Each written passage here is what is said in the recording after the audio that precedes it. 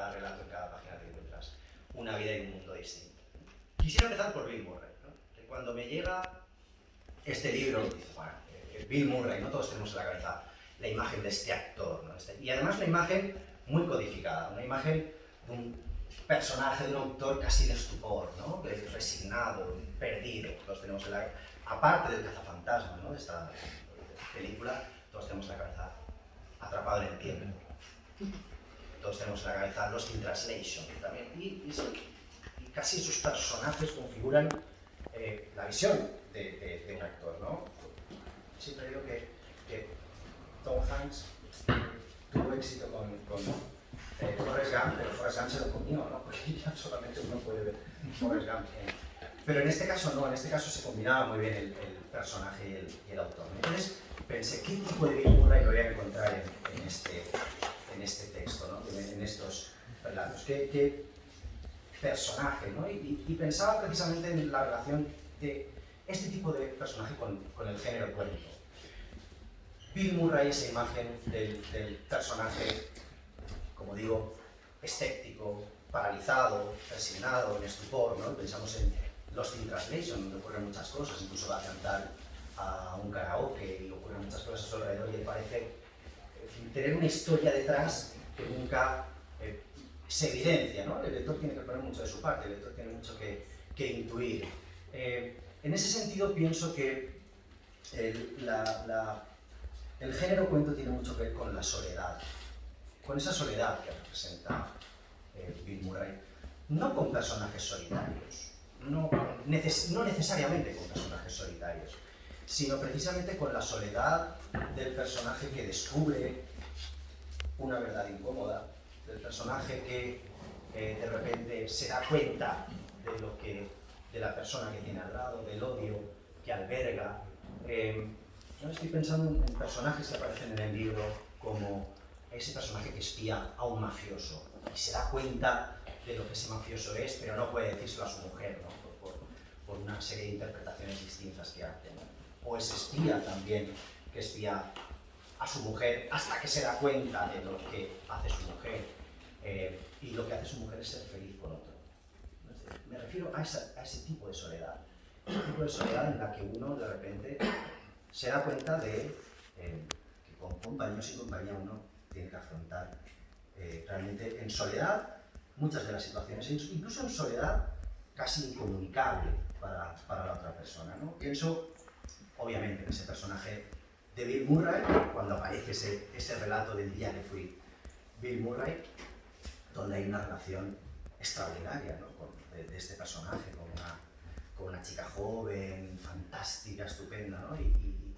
Y eso que advierte el personaje, que no contaré por mantener un poco el interés, pero eso que advierte precisamente cuando los sueños se cumplen, ¿no? Como esa especie de sueños, esa especie de utopías se llegan a cumplir, ¿no? Y eso uno lo tiene que pasar siempre en soledad, ¿no?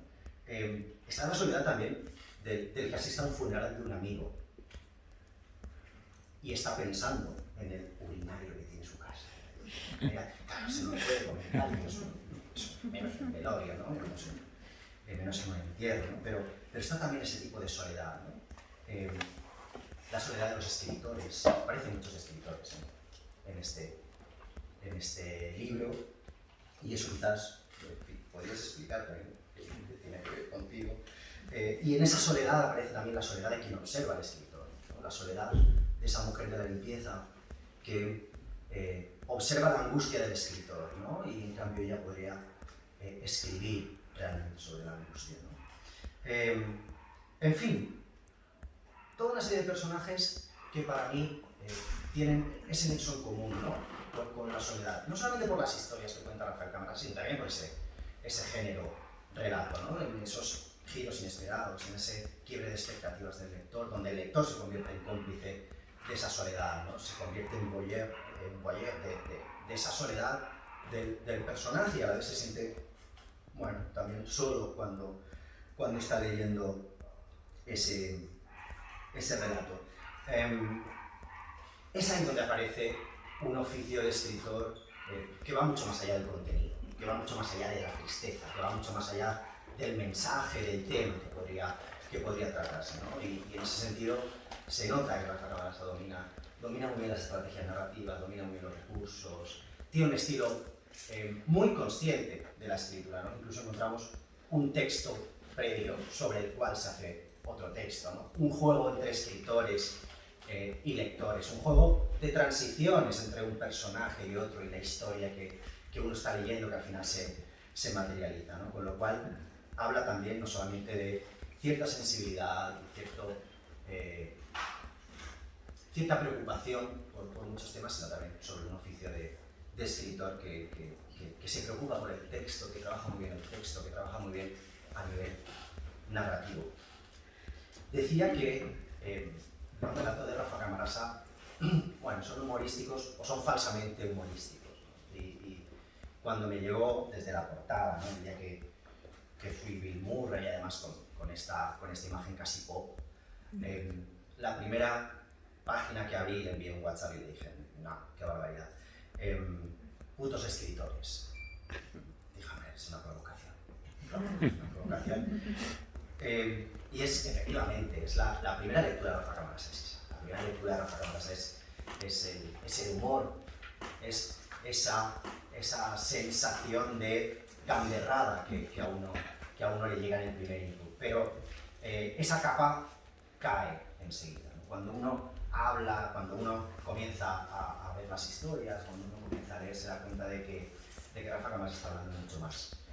Tiene una especie de coraza que parece el humor, pero está hablando precisamente de la soledad, está hablando de la traición, está hablando de la violencia, está hablando de la precariedad, está hablando de muchas situaciones de manera muy delicada. Italo Calvino tenía un concepto fantástico, que es el de la leggerezza. No sé si se podría traducir como frivolidad, porque no es frivolidad, no es superficialidad, es ligereza, ¿no? En ese sentido de hablar de las cosas de una manera aérea, de una manera etérea, ¿no? Donde parece que bueno, uno está disfrutando, va sobrevolando sobre las historias, pero uno se abisma, ¿no? Y puede contemplar la profundidad del iceberg, ¿no? Esa teoría del iceberg, que además Manuel, no sé si Manuel o tú habéis puesto en la contraportada, pero sí, la contraportada de tu Manuel. Manuel, culpa es mía.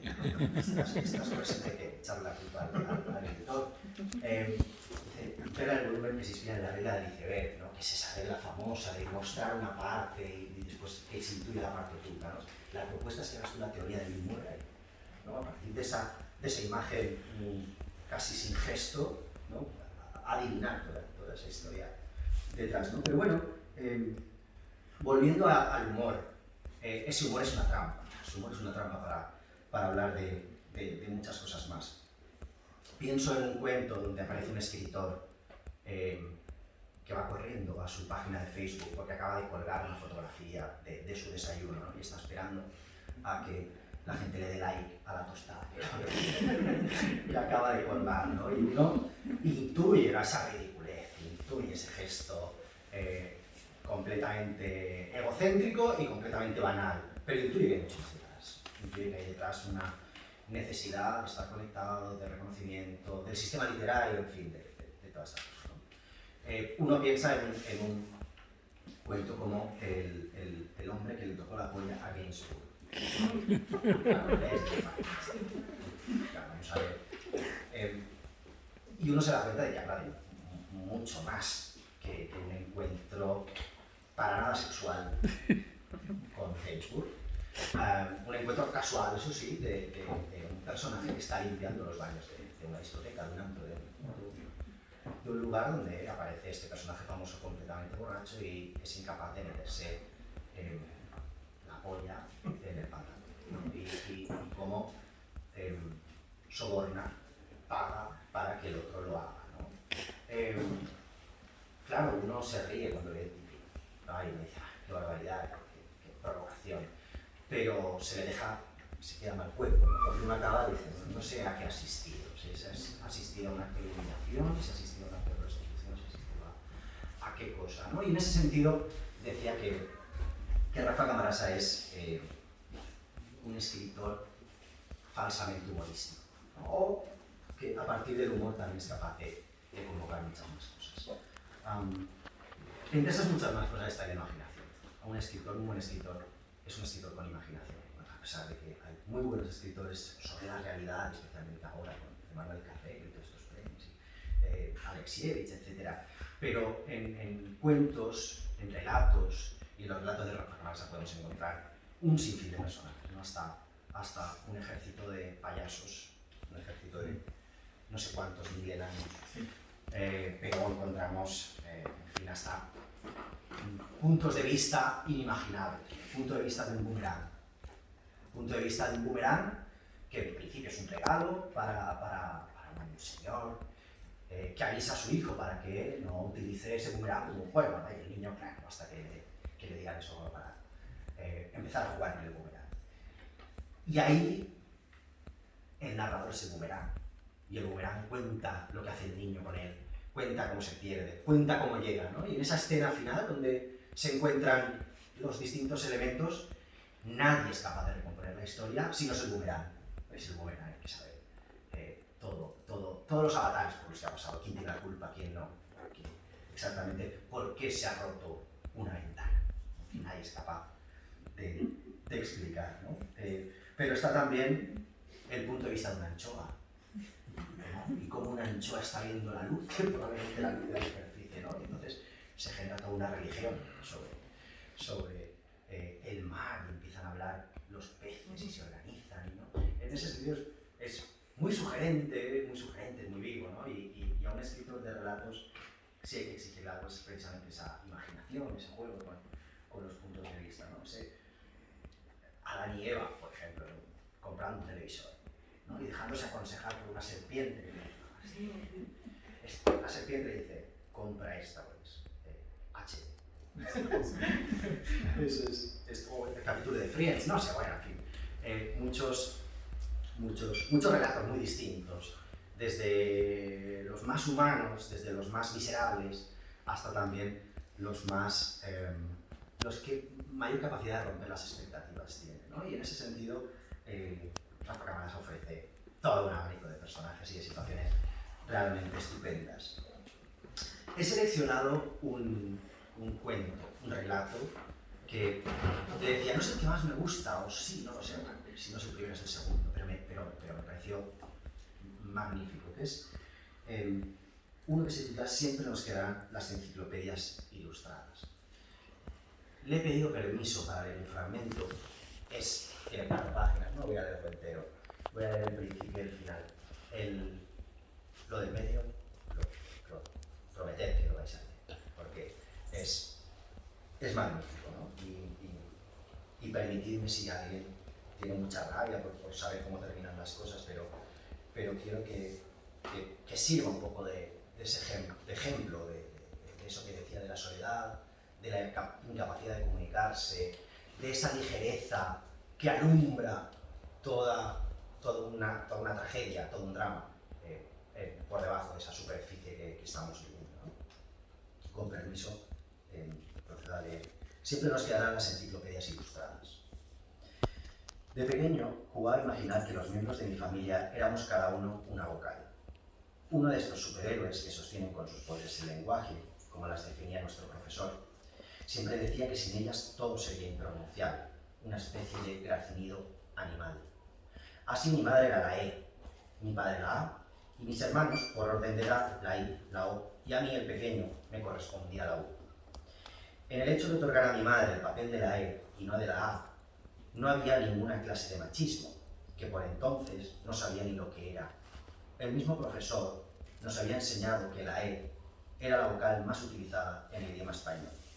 Lo que se dice, una líder, igual que mi madre. Mi madre es una mujer como otras muchas, fruto de un tiempo donde cargar con la intendencia de la casa y el cuidado de los hijos no era una elección. Si esto no fuera bastante, la mayoría se veía en la necesidad de contribuir a la economía familiar con otros trabajos, que en el caso de mamá era limpiar oficinas. A pesar del desgaste que ello suponía, no recuerdo ni una vez que dejara de trabajar por estar enferma, cosa que no podía decir del resto de la familia. Eso no significa que no tuviera problemas de salud, sino que los gestionaba a su manera. Las quejas continuas por todo tipo de dolores, muchos de ellos relacionados con los huesos, y sus malos augurios, paradójicamente, parecían servirle de medicina. Memorable es aquello que nos decía de que no iba a llegar a vieja y que cuidáramos de mi padre cuando ella ya no estuviese. Lo llamativo es que lo hiciera mientras limpiaba el baño, trajinaba con las sartenes en la cocina o planchaba un montón enorme de ropa. Quizás fuera eso lo que pronto nos enseñó a relativizar el alcance de sus dolencias. No es que las hayamos puesto alguna vez en duda, tarde o temprano todas han sido diagnosticadas por los médicos, pero el tiempo y esa forma teatral de expresarlas, siempre apuntando un fatal desenlace, acabó por romper el delgado hilo que separa lo trágico y lo cómico. Hoy cumple 83 años y lleva toda la vida muriéndose. Cuenta cómo de año en año van faltando los miembros de esa familia, ¿no? Empezando por el padre, continuando por el hermano mayor. Voy al final. Estamos en el 83 cumpleaños. La celebración del 81 cumpleaños de mamá no tenía por qué ser distinta, a pesar de que muchas cosas hubieran cambiado. Yo no tenía novia, mi hermano mayor se había divorciado, en un proceso que resultó bastante tormentoso. La situación era tan tensa que ni siquiera mis sobrinos, ya no tan adolescentes, asistieron al evento. Tampoco lo hizo la viuda de mi hermano, el mediano, muerto hacía más de 6 meses. El desenlace de su grave problema hepático era previsible, hasta para él mismo, pero no por esperado fue menos doloroso. El brindis y los parabienes dieron paso al lapidario estribillo de mi madre, del que esta vez solo fuimos testigos, los 2 hijos restantes. Al igual que hice cuando lo de papá, rebajando con un poco de humor el peso de la ausencia, fantaseé con que la muerte de mi hermano, la vocal O de mi quinteto, se debió a una epidemia de emoticonos cuyas caritas sonrientes, fáciles y rápidas devoraba el apetitoso cuerpo de las letras orondas. En aquella suerte de trampantoja emocional, imaginé que mi madre repetía quejumbrosa lo de siempre, pero sin un par de sus necesarias vocales. Y veremos si el que viene un aquí. Hoy volvemos, cumple 83 años. Y nadie sabe nada de mi hermano I. Va para 8 meses que partió como voluntario de una ONG a una zona de guerra en Oriente Medio y ha desaparecido sin dejar rastro.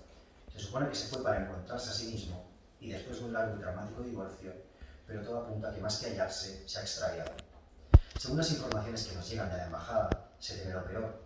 Yo, como un niño que tiene miedo a la oscuridad e imagina soles, prefiero pensar que como buena vocal cerrada, se ha unido a una organización secreta que lucha contra el empobrecimiento del lenguaje, que con toda probabilidad, huyendo de los asesinos de palabras que trabajan para las aplicaciones de mensajería instantánea, se ha refugiado en alguna enciclopedia ilustrada de esas que nadie usa ya.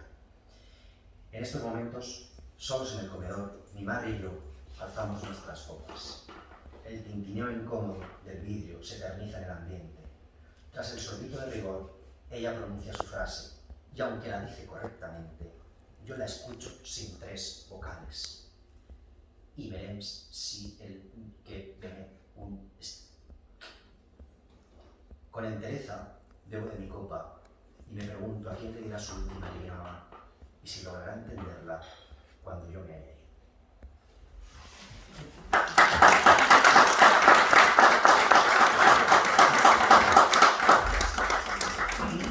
Bueno, la verdad es que gracias a José por presentar el libro y porque es curioso que, como él ha dicho, es que muchas cosas de las que ha dicho las tenía aquí para decirlas. Pero no hemos hablado, es que no hemos hablado. José y yo, es verdad, el libro, bueno, yo me lo he traído aquí para que lo veáis, este es el primer libro que publiqué en 2007 de relatos, y yo estaba por la noche viendo el postdata, el suplemento del Levante, yo estaba viendo y enseguida empecé, María Ángeles, Guille, venid. Y había una reseña a toda página de este libro, que en el postdata, y en Valencia, que no hacen, que es para que te saquen algo tienes que ser amigo de alguien y lo firmaba un tal José Martínez Rubio, que yo no conocía, pero me quedé con ese nombre, pero no tuvimos ningún contacto, porque yo entonces tampoco tenía, no estaba yo en las redes mucho. Y bueno, y encima era elogiosa y era una buena crítica, bueno, me puse muy contento y me quedé con ese nombre Y cuando salió el segundo libro, yo me procuré mandárselo a su casa. No sabían si seguía escribiendo en el Levante, si no escribía, no sabían nada. Y él tuvo la amabilidad de volver a sacar otra crítica, también a toda página, además, que no era una reseñita, que es de agradecer. Y volvió a salir una crítica de lo normal. Y ahora mi tercer libro, pues lo presenta él.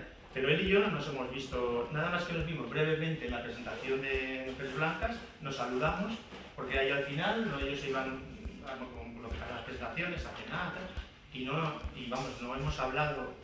La primera vez que hemos hablado ha sido ahí, viéndonos. Por eso agradezco todo lo que dice, porque sí que sé que, bueno, que lo dice porque lo siente, ¿no? Y me vengo con todo esto bueno, y yo sé que Paco me va a decir qué tal, pero una anécdota que nos pasó el otro día, que fuimos a una presentación y descubrimos que éramos de los X-Men, porque éramos invisibles ahí, porque estábamos rodeados de autores, de autores que nos conocen de toda la vida, ¿qué tal? Pero todo el mundo estaba en su circulito haciendo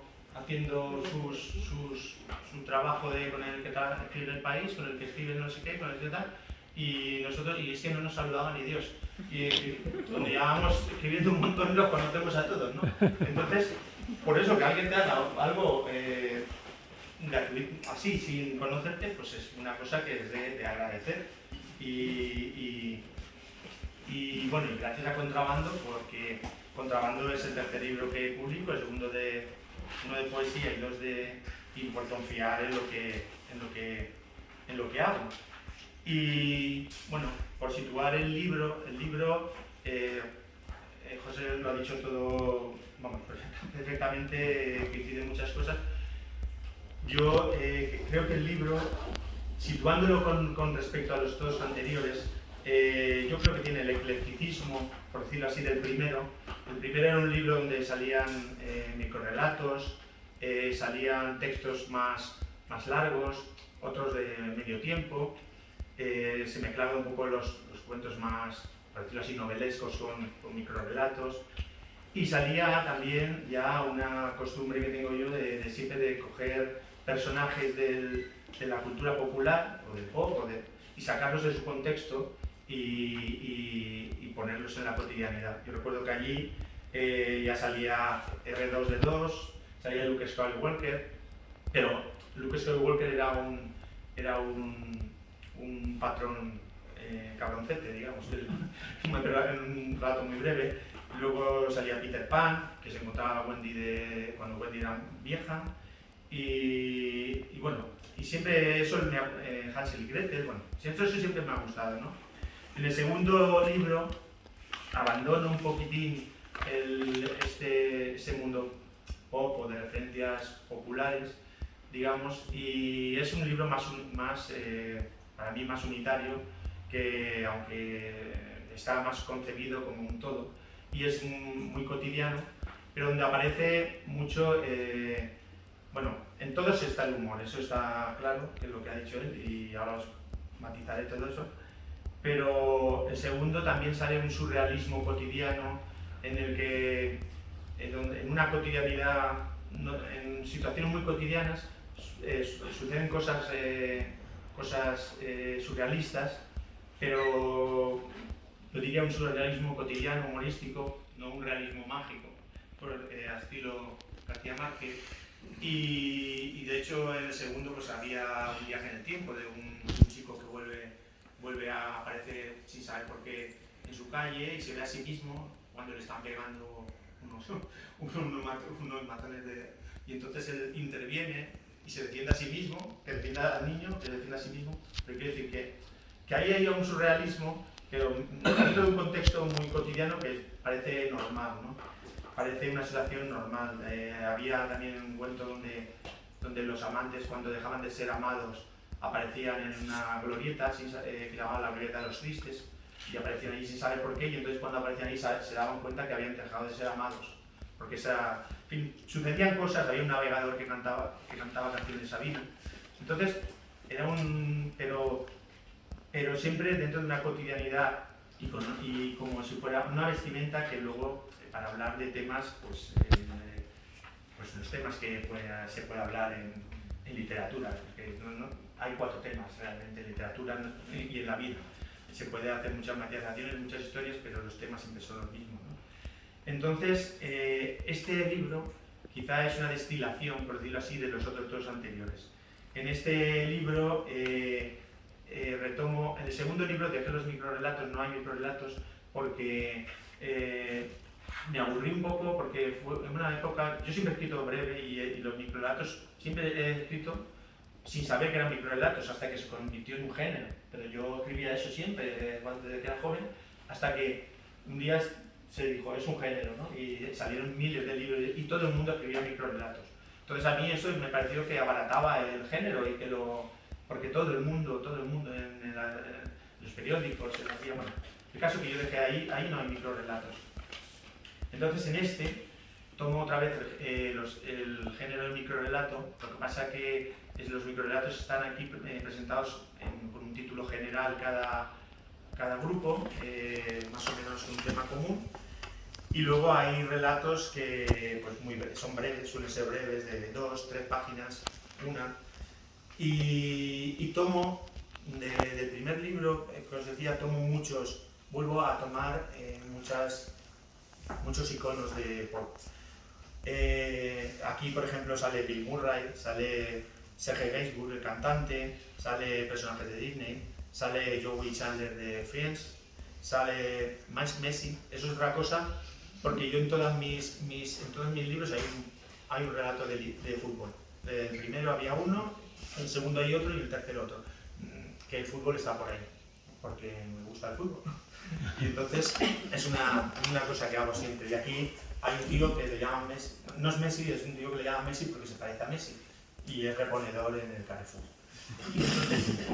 Entonces luego está sale la Bella Durmiente, que hay un músico que no puede vivir de la música y que es un malvado, quiere besarla para ver si despierta y casarse con ella y con el dinero dedicarse a la música.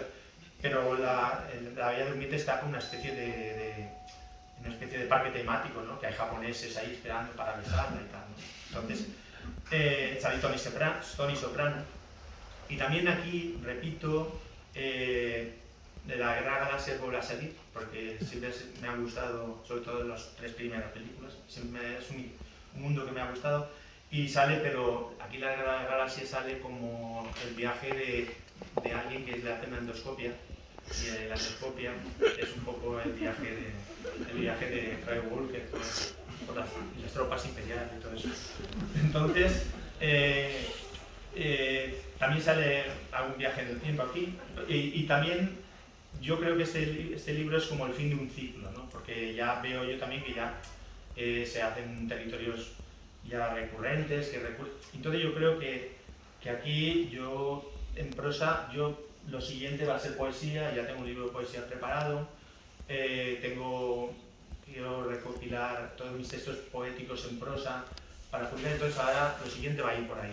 En prosa yo creo que tardaré en escribir, aunque lo digo y luego pero bueno, yo siento que esto es como el fin de una trilogía, de unos libros que tienen un territorio común.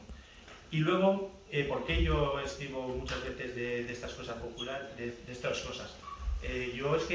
Yo me he criado con lo popular, y cuando hago lo popular, digo incluso con radio popular. Yo no, vamos a ver, admirando a todos, yo no he mamado de Bob Dylan ni de Leonard Cohen, aunque me gusten. Yo estaba oyendo en mi casa Camilo VI, Los Chichos, todo eso. He visto mucho en la televisión, que es lo que teníamos de pequeños, y todo eso ha calado en mí, pero ha calado en mí de una manera muy salpicando. No soy un friki de que me sé todas las películas de un director, no soy, pero son cosas que dispersas, que han ido calando en mí y que no sé, te han dejado ahí pequeños como iconos a los que siempre están en mí y a los que recurro. Por eso en mis libros siempre muchos personajes sacados de contexto, pero muchos personajes que pertenecen a mi cultura popular, que vienen más de otras cosas que de la literatura. Yo siempre digo que escribo porque es lo más barato. Yo si pudiese hacer mil cosas, otras cosas, cine, lo haría. Esto es lo que, bueno, y me gusta hacerlo y tal, pero mis influencias vienen de muchos sitios, también de la literatura, pero de muchos sitios que no son la literatura. Y otra cosa también que he visto repasando mis libros, que en todas salen siempre mujeres pequeñas y tetudas. No sé, eso debe ser una cosa de pequeño, ¿no? Eso ya no sé por qué es. Eso me lo tendré que mirar. Pero porque siempre cuando recurro a describir un personaje que no los describo mucho, siempre es una mujer pequeña y tetuda, pequeña y tetona, no sé, pero yo creo que alrededor de mí, de guías y todo, siempre ha habido ese personaje y no sé. Y también salen mucho, eso es verdad, sí, debe ser algo feliniano también. Pero viendo ahora los libros, repasándolos, pues un detalle de los que también me he dado cuenta, ¿no? Y luego, una cosa que ha dicho José, que es lo que yo también ponía aquí, es que, por ejemplo, este libro es un libro descarado, es un libro escatológico, es un libro que dice muchas palabrotas, que bueno, quiero decir, no nos vamos a asustar, pero que es un libro que no va con medias tintas cuando nombra las cosas. Pero esto también está hecho adrede. Eso. Y también lo de los personajes que tomo de esto que he dicho de la cultura popular, no son más que cebos para que, no sé, que la gente, el lector a veces eso le llama la atención, fija, pero realmente detrás de esas historias no tiene nada que ver el personaje. Es decir, hay uno que sale Joey y Chandler de Friends, pero vamos a ver, que esos dos podían ser unos amigos tuyos, uno un poco cabroncete y otro mejor, pero que eso simplemente es un cebo. Detrás de todas esas cosas, como ha dicho él, hay una historia, y yo creo que mi humor es un falso humor, y eso lo ha dicho él, y te lo juro que lo ponía aquí. Yo creo que solo es algo que hace que la gente lo vea aquí y puede pensar que es un libro cómico, pero yo creo que este libro no es cómico, este libro es amargo. Yo regalo un ejemplar a quien vea una historia feliz y un final feliz, porque no hay finales felices. Y el último capítulo, el último relato llama sobre los finales felices. Es decir, no hay ningún final feliz, no hay ninguna historia realmente feliz.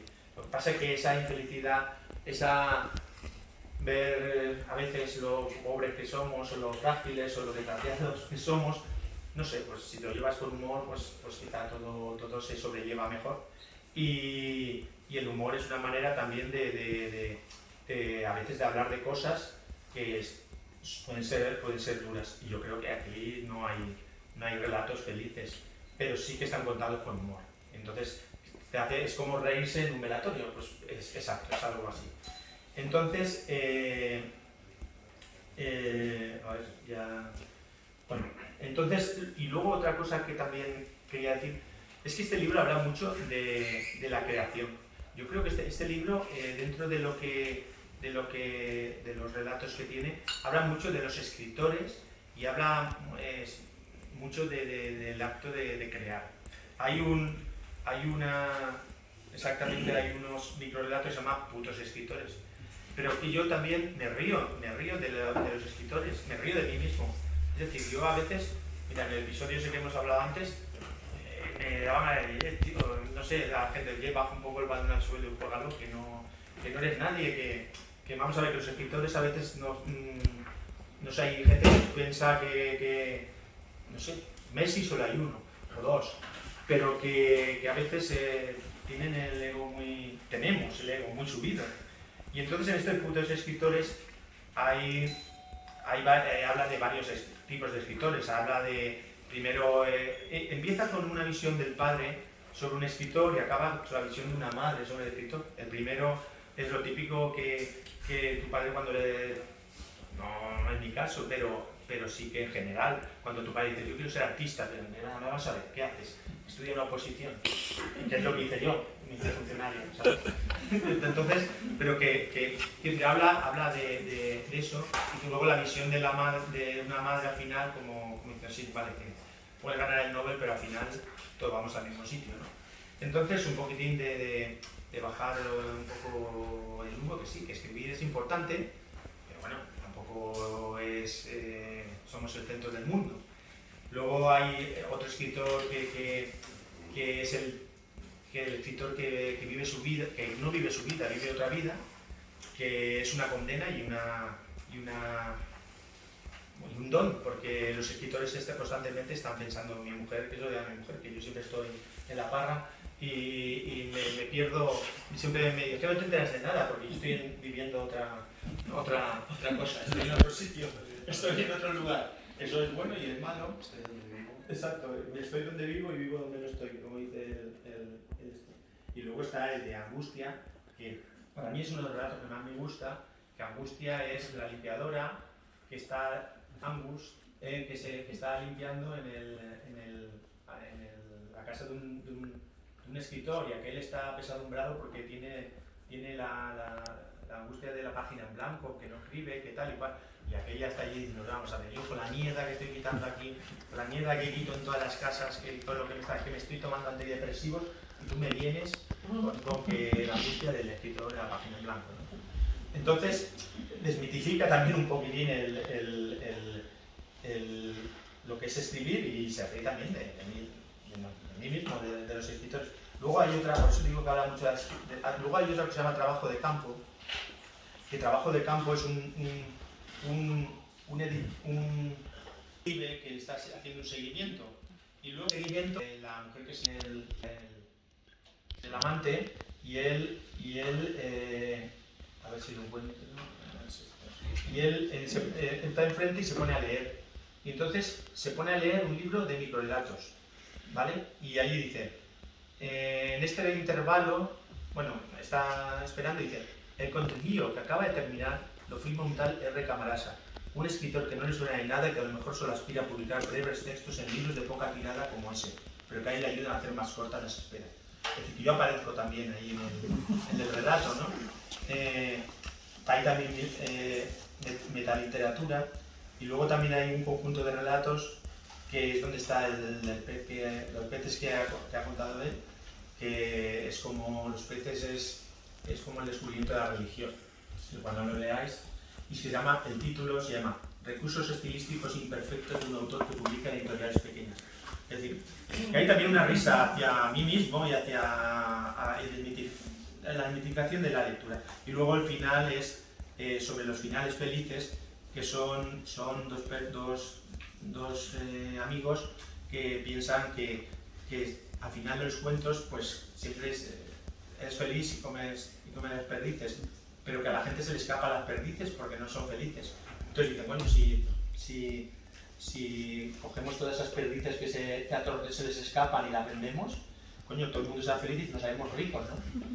Entonces habla de los cuentos, porque no los de tipo. Pero quiero decir que es un libro que habla mucho, y bueno, y también hay otro que se me ha pasado, que es el típico que una persona que se separa de alguien que canta, que no dice quién es, pero es Leonard Cohen, está inventado que va a haber un concierto de Leonard Cohen, y lo odia porque se ha separado de él, porque lo ha dejado, porque es un pichabrava, por decirlo así, y el tío, la tía lo odia, pero odiándolo se emociona cuando lo oye cantar.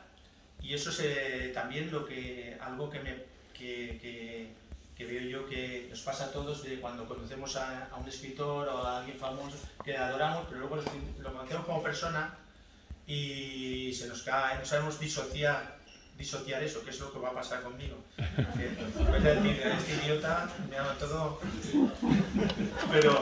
pero vamos, que también habla de la creación, de la persona y lo creado, ¿no? Que alguien odioso puede crear cosas hermosas, ¿no? Entonces creo que es un libro que, bajo el aparente estado del pop, de todo esto que hemos hablado, creo que es un libro que habla de más cosas y entre ellas creo que habla mucho de la creación. Y los temas, pues como ha dicho, y ya para terminar, lo que ha dicho José, habla de la vida, de la maldad, de la traición, de la fragilidad, de la religión, el desamor, pues de los temas de la vida, nada que no sepamos, ¿no? Y luego incluso tiene 2 cuentos de terror, que hasta en uno salen hasta zombies, pero hasta en ese hay una visión de la vida, de que la persona que más te quiere, pues un día se tuerce todo y te puede odiar. Entonces hasta en ese hay una visión, no es simplemente un cuento de terror puesto ahí, hasta en ese hay una visión de la vida. Entonces, mira, yo lo que ya me he puesto aquí algunos relatos, sé que leer relatos es un poco aburrido, pero bueno, ya que estáis aquí, os va a costar igual, ¿no? Entonces, os voy a leer, algunos son muy breves, entonces os voy a leer algunos. Y ya con esto ya acabamos. Este se llama Sinopsis de un episodio de Friends que nunca se llegó a rodar. Esa tarde, Chandler Bing, treintañero, nervioso y de rostro crispado, ha ido a casa de su amigo Joey Tribbiani, con el que en otro tiempo compartió piso, a ver el partido de fútbol que dan por televisión. En un momento dado, al inclinarse para coger el botellín de cerveza que se está bebiendo, reparan que la mesita aquí delante del sofá donde los dos se sientan se parece aún a la que hace unas semanas arrojó un contenedor de basura. Discretamente se inclina hacia un lado y reconoce en una pata un descolchón característico que le confirma que es la misma mesa. El amigo, a ver que la observa, le cuenta que la rescató de la basura y se muestra asombrado de que haya gente que se desprenda de cosas en tan buen uso. Les debe de sobrar el dinero, dice, y niega con la cabeza como si no comprendiera. Chandler, que por un momento ha pensado en contárselo, prefiere darle la razón y ocultar el fastidio que le producen sus palabras. Aunque no tuvo ningún reparo en deshacerse de ella, hacía tiempo que a Mónica, su esposa, y a él le parecía un trasto, le asalta un contradictorio sentimiento que lo incomoda y que sospecha que no le va a dejar disfrutar del partido. Contemplándola en esos momentos, ahí con sus patas de metal negro y su tabla de roble veteado, se acuerda del día en que fue a comprarla y la tienda en donde lo hizo. Su obstinación por meterla en el maletero sin echar hacia adelante el asiento, además de acarrearle una discusión con su mujer, hizo que desconchara la pintura de una de las patas. Otra vez, con disimulo, vuelve a mirar el descolchón, que es el tamaño de un pulgar, y no lo percibe con una tara antiestética, en contraste con lo que le ocurría en casa. Hasta la mancha de óxido con la que los años lo han recubierto le resulta esta vez entrañable. En un repentino acceso sentimental recuerda a su mujer dormida en el sillón con los pies en la mesita, o se ve abriendo el diario sobre el tablero para hacer el crucigrama del domingo, y ya no le parece ni tan vieja ni tan inservible. Más que nunca, ese mueble es una novia a la que abandonas y con la que no piensas volver, pero que no puedes ver del brazo del otro sin sentirte traicionado. No ha terminado el partido cuando se levanta bruscamente y dice que tiene que irse, ante la extrañeza del amigo.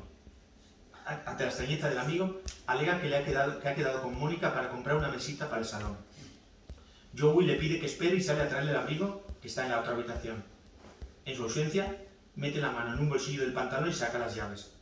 Apoya la punta de un llavín en la mesa y, apartando los botellines de cerveza, hace una aparatosa hendidura que la cruza de lado a lado. Después abandona el comedor a toda prisa y guarda en el vestíbulo. Ya en la puerta, Joey le pregunta si va a venir a ver el partido el sábado. Chandler le dice que no, que de un tiempo a esta parte está perdiendo el interés por el fútbol.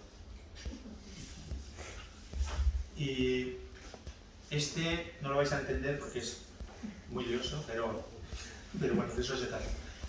Se llama Actos de Amor. En el parque de atracciones, el joven que trabaja disfrazado de ratón Mickey quiere a la mujer disfrazada de Cenicienta, que está enamorada a su vez del hombre disfrazado de Pato Donald. Este ama profundamente a la chica disfrazada de Campanilla y ambos son felices. La mujer disfrazada de Cenicienta, ante el desdén del hombre disfrazado de Donald, se consuela follando con el joven disfrazado de Mickey, que inocente, cada vez que recibe su cuerpo, confía en que terminará rindiéndose y valorará su amor. Esta mañana Mickey ha llegado demasiado pronto al trabajo.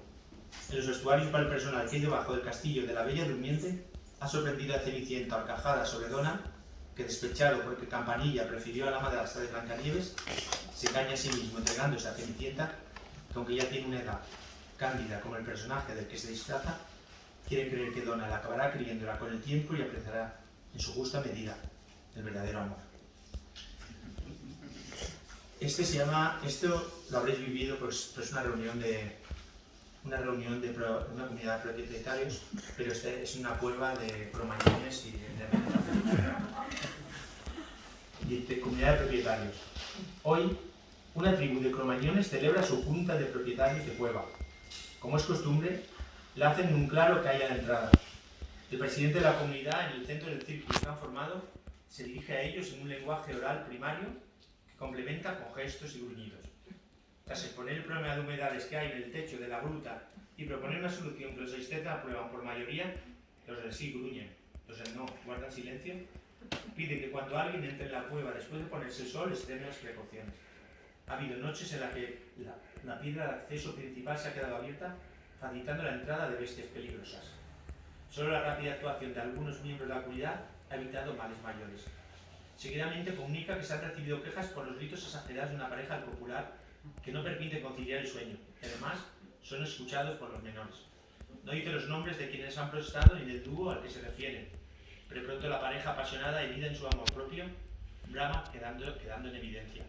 En el consiguiente turno de ruegos y preguntas, uno de los miembros de la comunidad pide que si se despiezan animales en los aledaños de la cueva se recojan después los restos. La presencia de huesos y casquería atrae alimañas voladoras que hace unos días ya estuvieron a punto de llevarse en sus garras a un niño. Es gracioso verlo agitar los brazos como alas y encoger los dedos imitando los de las aves. Otro recuerda a los presentes la existencia de árboles fuera de la gruta para colgar las pieles cuando se lavan. Se queja de que hay algunos que les ponen a secar en la cueva con el consiguiente hedor que ello produce. Esto lo expresa apretándose con el lince y el pulgar la nariz, en la que quizás sea una de las primeras veces en la historia que se utiliza ese gesto. Por último, una mujer solicita que se borren las pintadas de bisontes con las que algunos gamberros han ensuciado las paredes de la gruta. Dicha propuesta levanta cierta controversia entre los que consideran arte esos dibujos y los que solo ven en ellos garabatos antiestéticos. Aunque no estaba en el orden del día, la demanda se somete a votación y ganan los que prefieren que las pinturas permanezcan. En medio de los bufidos de reprobación de los que no entienden el arte moderno, el presidente da por punida a la Junta, no sin antes recordar que la jefatura pasa por turno al compañero de la quinta o queda derecha al que señala con el dedo. Este, tomando posesión del cargo con ademanes y gritos simiescos, convoca la próxima reunión para la época de lluvias. La reunión termina y todos regresan a sus quehaceres. Los hombres forman un grupo para salir a cazar. Las mujeres bajan con los niños al río a recolectar frutos. La pareja en celo que astutamente se ha rezagado copula sobre el frío suelo de la caverna. Aprovechando que están solos, gritan estruendosamente. Si no fuera porque sabemos que son cromañones, los calificaríamos de primitivos neandertales. Y bueno, os voy a leer, bueno, ya lo tengo aquí, os lo leo. Tengo el último, se llama Sobre los finales felices y habla de lo que os he dicho antes, del que compraban las perdices. Llegamos al claro del bosque a punto de amanecer, tras una caminata de más de una hora. Los dos vivíamos en el pueblo que ahora nos ocultaba la colina, porque conocíamos aquella zona como la palma de nuestra mano. Colocamos en el suelo la trampa que habíamos construido y la recubrimos con hojarasca para que no se viera. Se trataba de un gran aro metálico que al pegarse atraparía las aves en su red. También disimulamos la cuerda de la que en el momento oportuno tiraríamos para activar el artilugio. Detrás de unos matorrales abrigados con mantas y tomando el café que llevábamos en un termo, esperamos a que las primeras luces las condujeran hasta allí. El sonido característico que hacen las perdices cuando comen nos sacó de la modorra a la que nos abocó la espera. El trigo que pusimos como cebo habían atraído un buen número. Rápidamente tiramos de la cuerda y la trampa se cerró con un chasquido. El sonido de su inútil aleteo se mezclaba con nuestros gritos de júbilo. Por una vez, todo había salido como planeamos. Llevábamos tiempo observando que muchos habitantes de la comarca no eran felices. Sabíamos de decenas de historias desdichadas que habían traído a sus protagonistas una espesa amargura. En una noche de borrachera, a mi amigo se le ocurrió que si conseguíamos atrapar las perdices que la gente no se comía al final de sus cuentos y que escapaban vivitas y coleando, negándole así la felicidad, nos haríamos ricos. Y yo, medio mareado por el vino como andaba, pensé que tenía razón. Pero lo mejor es que seguí creyéndolo cuando estuve sobrio. ¿Cómo no iba a pagar un amante desgraciado lo que nosotros le pidiéramos por las perdices que darían a su historia de amor el final feliz que no tuvo. Así que decidimos que en esencia nos centraríamos en los enamorados a los que no les sonreía el destino, porque eran los clientes más fáciles de encontrar, pero que si el negocio daba para ello, también despacharíamos la mercancía a gente que hubiera fracasado en otro tipo de empresas, a los vecinos enfermos que perdieron la salud trabajando en las minas de carbón de la zona, o simplemente a los que la fortuna hizo que las cosas no le fueran como pensaron. Al atardecer del segundo día, vendidas en el pueblo las piezas que atrapamos la jornada anterior, regresamos al claro. Sentados alrededor de una fogata, eufóricos por el éxito de la empresa, nos pusimos a contar las ganancias. Podíamos haberlo hecho en el pueblo, en casa de alguno de los dos, pero decidimos hacerlo en el lugar donde había cambiado nuestra suerte y celebrarlo emborrachándonos con el mismo vino que nos imbuyó la idea. Bebiendo a morro de la botella que nos iba pasando, comenzamos el recuento no solo del dinero, sino de las escrituras de propiedades y las alhajas que aceptamos como pago. La gente desesperada es capaz de todo, dijo él. Igual se gastó el dineral en videntes para que les digan lo que quieren oír, que se arruinan pagando falsos tratamientos en busca de curación. Lo de las perdices no podía fallar. Yo, que en ese momento examinaba un documento que nos hacía dueños de unas cabezas de ganado, lo miré y sentí frío a pesar del fuego. Por cierto, ¿dónde están nuestras perdices?, le pregunté. Mi amigo, que estaba probando uno de los anillos con los que nos habían pagado, puso cara de extrañeza. Las nuestras, le aclaré. Las que debemos comernos para que este cuento tenga un final feliz. Yo creía que las llevabas tú, dijo y se cubrió el rostro con las manos. Cuando las apartó, estaba pálido como un tísico. Las hemos vendido, gritó. Abatido, bajé la vista y me dejé hipnotizar por las llamas. En un buen rato, ninguno tuvo nada que decir. Ni siquiera nos mirábamos al pasarnos la botella de vino. A lo mejor es verdad lo que escuché una vez en una película, dije yo al fin. El que preguntó, que los finales felices son historias sin acabar. No supe muy bien por qué lo dije, una simple ocurrencia, pero si lo hice para que nos sirviera, de consuelo, puedo afirmar que no funcionó. Ahora, en el silencio de la noche sin fin, de estas líneas en las que existimos, repita la leña. Llevamos los bolsillos llenos de dinero y no tenemos ganas de contarlo. Y bueno, y el último, que es muy breve, es yo creo que define muy bien el libro, se llama La vida misma. Dice, sintió que la revolución había fracasado otra vez cuando el curtido vendedor del rastro se le acercó y dijo que el herrumbroso megáfono que curioseaba y que él había imaginado extendiendo bellas consignas en el mayo del 68 perteneció a su cuñado. Vendía bragas en un mercadillo y con él voceaba la mercancía. Y nada, bueno, pues gracias por venir.